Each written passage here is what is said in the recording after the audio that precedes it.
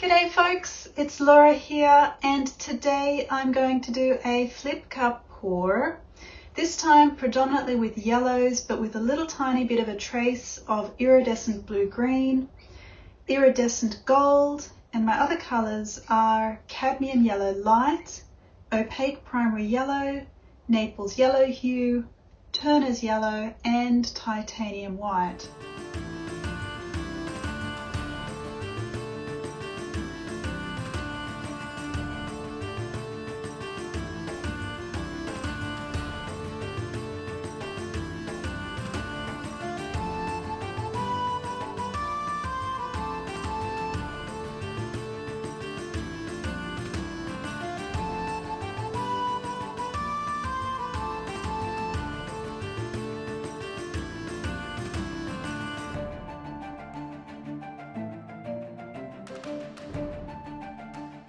Now recently I've been experimenting with some new pouring mediums. Now the reason for this is because the main component of my previous pouring medium, Taubman's neutral base, which is a wall paint, they changed their formula slightly and they made it a little bit more opaque, and what I found was that it started obscuring the brightness of the colours and the metallic or iridescent shimmer. And so I'm experimenting with some new pouring mediums. Now this particular trial is with replacing some of the wall paint instead with Liquitex pouring medium. Now you might be wondering, why don't I just use those proprietary pouring mediums like Liquitex, Atelier, etc. And the reason is because they're incredibly expensive. So instead of using 100% Liquitex, I'm trying to compensate with some of the other components that I've got in here to reduce the price considerably. So this one I'm testing out today. It's got Liquitex as part of the components. It's also got gloss varnish and GAC medium, as well as a little bit of Australian Floetrol. And I'm expecting that this one will be a little bit less viscous and also clearer than the Atelier version that I tried in the last couple of pours. So this is the Atelier version with 17% Atelier pouring medium. So we'll see how this turns out with the Liquitex instead. Now for the Pebeo paints, because this pour has a combination of the thicker or more viscous Pebeo paints as well as Jo Sonja, I'll add just a small amount of pouring medium to these paints to start with. Mix them up well before I add more pouring medium.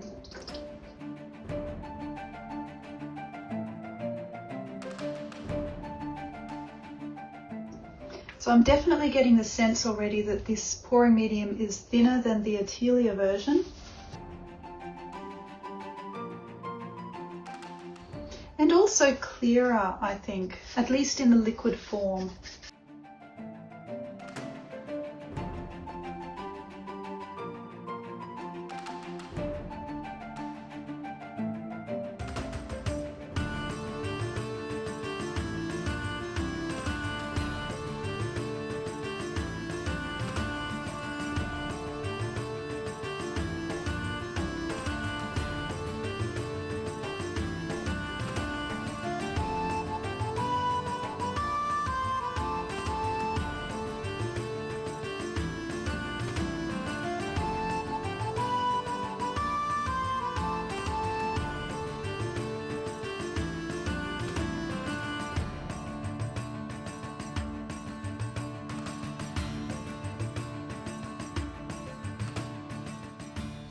Just adding some more pouring medium to the thicker Pebeo paints.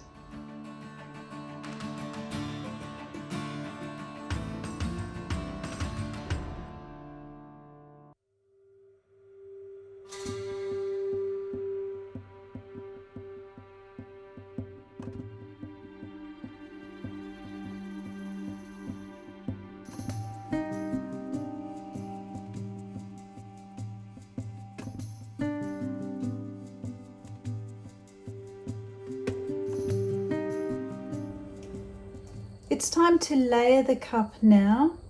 And for this, I'm going to use my standard cell activator. I'll link to a video on how to make this if you're interested. And I'm going to start by adding a generous layer of cell activator to the sides and the bottom of the cup.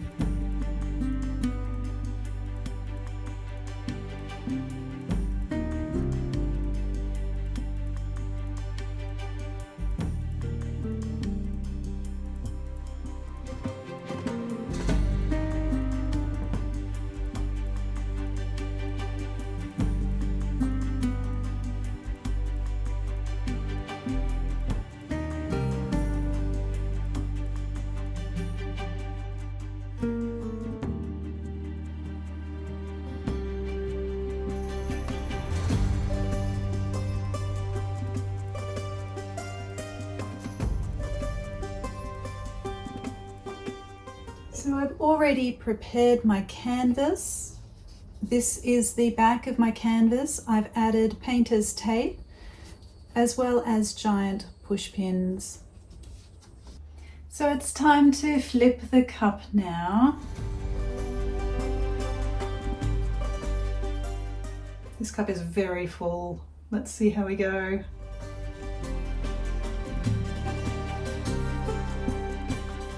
Not too bad.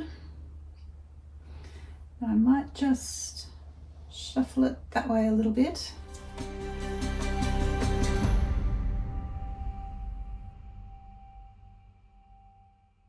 Uh-oh, that did get far too close to that edge.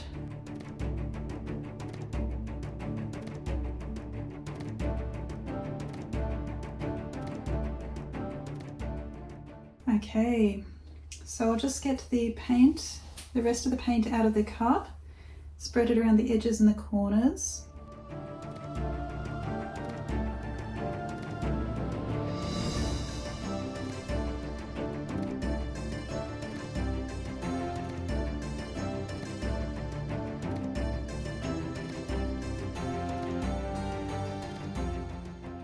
So spreading the paint around like this just helps improve the way that the paint slides when I stretch it or when I spin it, because the surface of the canvas is very dry and creates a lot of friction otherwise.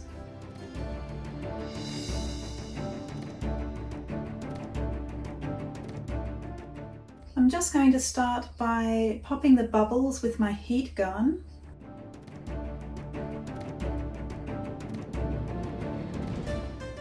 Okay, so I've actually got some cells coming up here. I've got some lacing that's quite nice up there. I've got some lovely layers through the center and some interesting things happening up here at the moment. So I'm just going to stretch the paint down towards the right a little bit.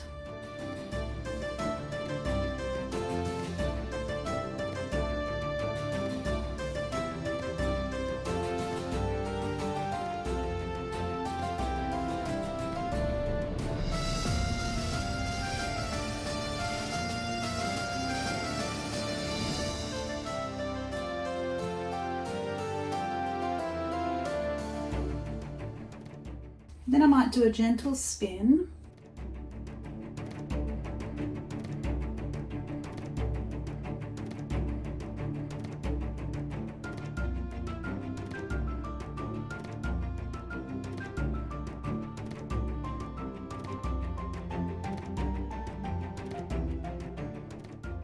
Right, so we're off a couple of the corners, and I'm just going to catch some of the paint that's coming off and help those corners a little tiny bit more, because I think perhaps even though this paint is quite thin, I might not have had enough paint on this canvas.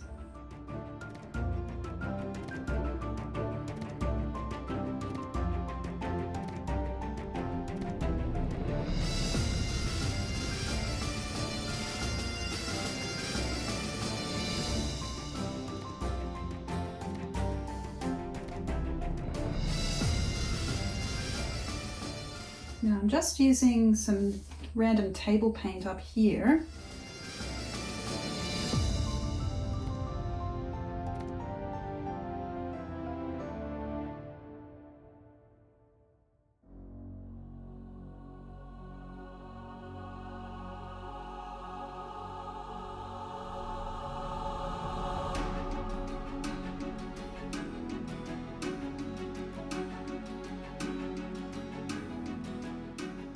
Just to help thicken the paint that's in this corner so that hopefully it'll slide a little better.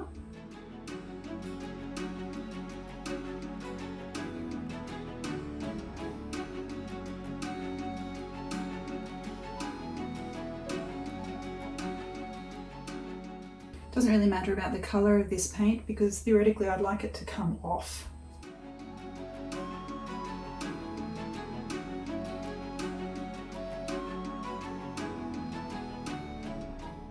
Radio.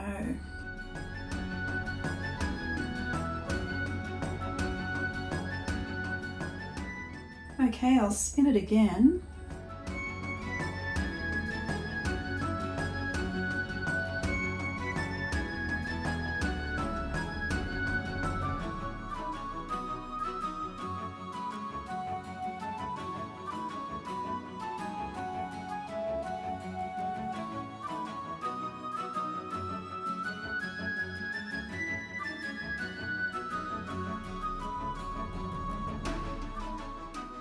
Radio, that's quite interesting. I still haven't quite made it off this lower left corner, so I will help that corner just a tiny bit more.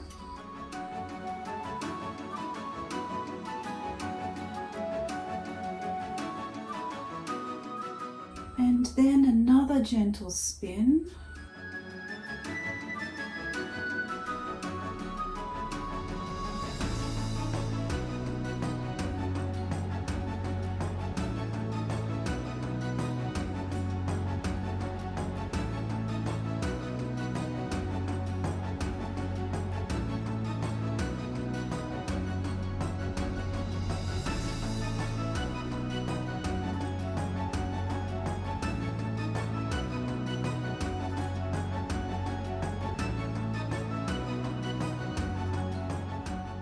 So this is very interesting. I really didn't get very much in the way of lacing with this piece, and I don't know whether that's because of the pouring medium that I used, so the addition of the Liquitex, or whether it's due to just the layers of cell activator not being in the right place. But overall this is a very interesting piece.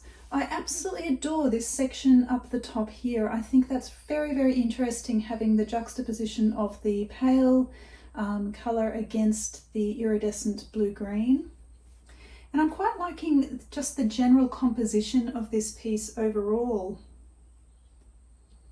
Not quite what I was expecting though, and so I will have to retry this kind of pouring medium again with another piece to see whether it's just random factor or the actual pouring medium combination itself. So for now I'm just going to cover the corners of this piece and then pull the paint off from underneath.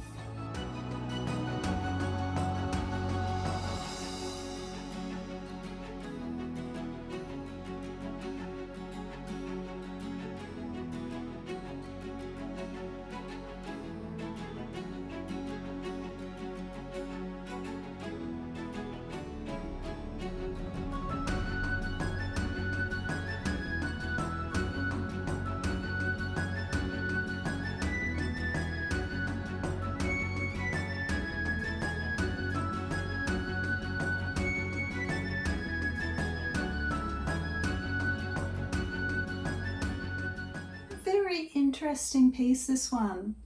Anyway, thanks very much everyone for watching. Please let me know what you think in the comments.